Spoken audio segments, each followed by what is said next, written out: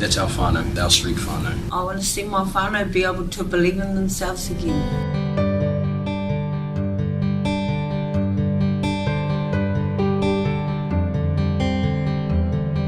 I've lived it for 25 years. I know where they're coming from. I've been in these shoes. I've been at the bottom of the heap. I've climbed out of that dark well that I've been in, or continuously fallen, I suppose.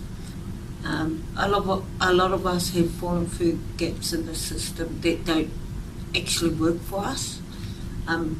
Well, it doesn't actually work for a lot of us because we become cracks in the system and we fall through those cracks, and it's quite hard to get back up if you don't know how to.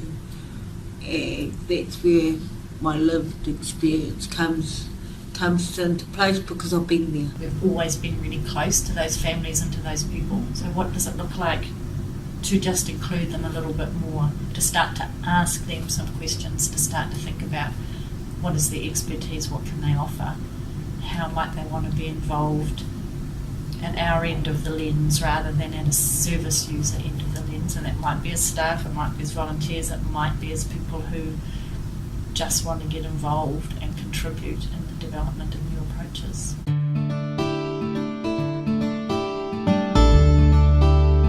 I think we make it real for our whānau on the street. To see a friendly face, a face that they know they've seen out on the street with them, that has been actively working with them. I think that's given me a bit of street cred, so they understand who I am, and my intent has always been based around creating opportunities for the whānau and for those who just need an advocate, as peer support is, someone who can understand exactly where they're coming from, just to be that voice as peer support. When you really do start to move into the area of thinking about lived experience and peer support as being an essential thing that you're trying to facilitate, then the excitement levels and the possibilities that you're open to are way beyond this is what it says in the contract, this is what the service specs say, this is what other people are doing. It just really does start to open up true opportunities for innovation.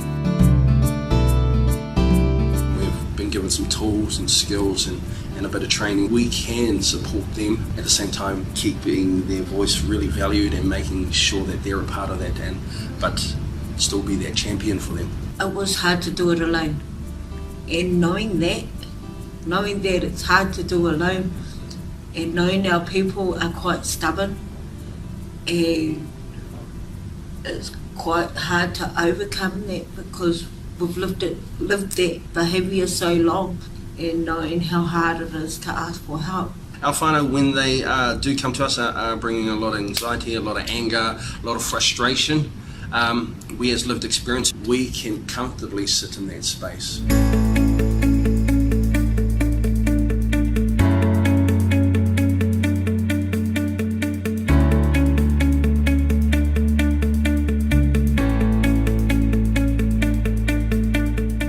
Facilitate a match between someone who has lived experience of caring and has coped well, and we upskill them and draw on their personal experiences to be able to help people who perhaps aren't coping as well. It's the right thing to do because it aligns with our vision and values. It's an appropriate thing to do because we know it will make us more effective, and it is the way of the future in terms of the sustainability of the NGO sector.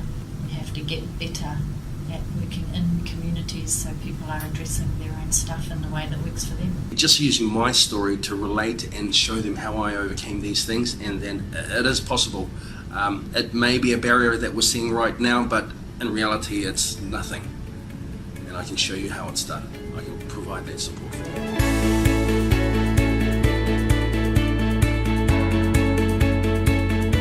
People have a right to determine their own solutions. Everyone has a contribution to make. People's experience and their skill sets may be different. One is more important or more valuable than the other. They need to work together to get the best for people in communities. I want them to be happy and be able to choose life, choose to live. It's a big bad world, but we can live in it too.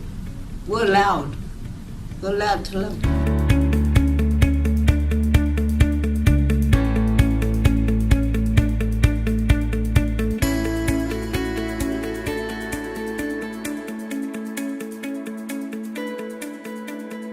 be the champion, and just get stuff done. It's pretty simple. It's pretty cool.